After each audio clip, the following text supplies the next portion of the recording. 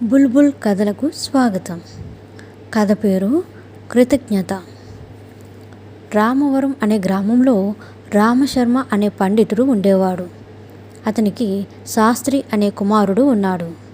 రామశర్మ ఆ గ్రామంలో పౌరోహిత్యం చేస్తూ ప్రజలకు మంచి చెడ్డలను చెబుతూ దానిపై వచ్చే కొద్ది ఆదాయంతో కుటుంబ పోషణ చేస్తూ ఉండేవాడు. తన కొడుకు శాస్త్రిని కొంతవరకు చదివించి తరువాత తనలాగానే ఆ గ్రామంలో జీవనం కొనసాగించాలి అని అనుకునేవాడు. ఒకరోజు తన కుమారుడిని పిలిచి, బాబు, ఈ సంవత్సరంతో నీ చదువు ఇక్కడ పూర్తి అవుతుంది. పెద్ద చదువులకు పట్నం వెళ్ళాలి. అక్కడికి నిన్ను పంపించే స్తోమత లేదు. కాబట్టి ఏం చేద్దాం అని అడిగాడు. చదవాలని కోరిక ఉన్న పరిస్థితి గమనించి, మీ ఇష్టం నాన్నగారు అని మనసులో తన కోరికలను అణుచుకొని సమాధానం చెప్పాడు. ఆ సంవత్సరం పరీక్షలు రాసి ఉత్తీర్ణుడయ్యాడు శాస్త్రి. స్నేహితులందరూ పై చదువులకు వెళుతున్నారు. తను కూడా చదువుకోవాలని నిశ్చయించుకొని తండ్రి రామశర్మను అడిగాడు. కానీ ఎలా బాబు, నేను సంపాదించే పరిస్థితిలో లేను. నా సంపాదన అంతా ఇంటి పోషణకే సరిపోతుంది. నీ చదువు ఎలా సాగుతుంది అన్నాడు తండ్రి. అలా ఉండగా ఒకరోజు రామశర్మ, శాస్త్రి, పక్క ఊళ్ళో వివాహం ఉంది, నాతో పాటు నీవు కూడా నా వెంటరా అని చెప్పి ఆ పక్క ఊరికి తీసుకెళ్లాడు.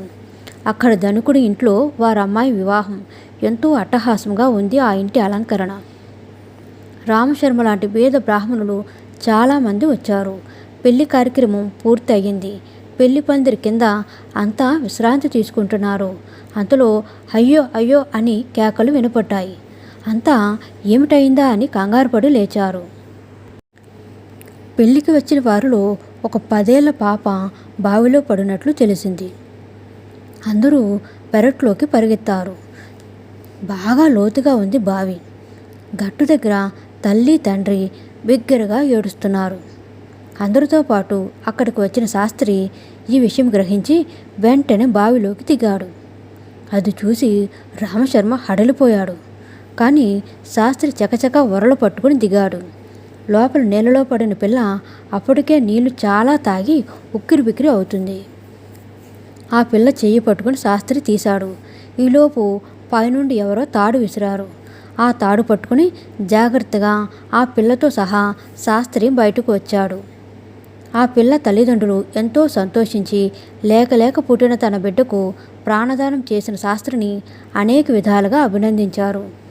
ఆ క్షణం మంచిది కాబట్టి సరిపోయింది, లేకపోతే శాస్త్రి ప్రాణాలు ఎంత అపాయం జరిగి ఉండేది అని రామశర్మ మనసులో అనుకున్నాడు.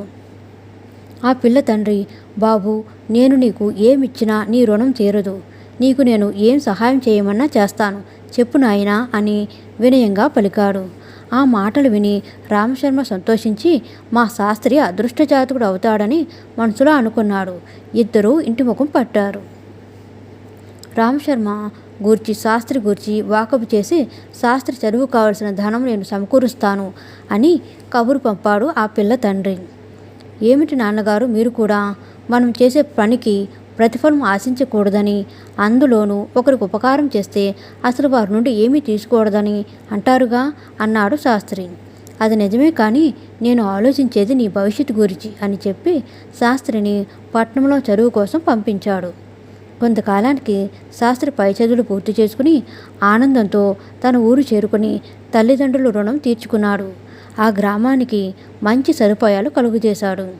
కన్న తల్లిదండ్రులకు ఉన్న ఊరుకు మంచి పేరు తెచ్చాడు. కథ నచ్చితే లైక్ చేయండి, షేర్ చేయండి, సబ్స్క్రైబ్ చేయండి. Thank you so much.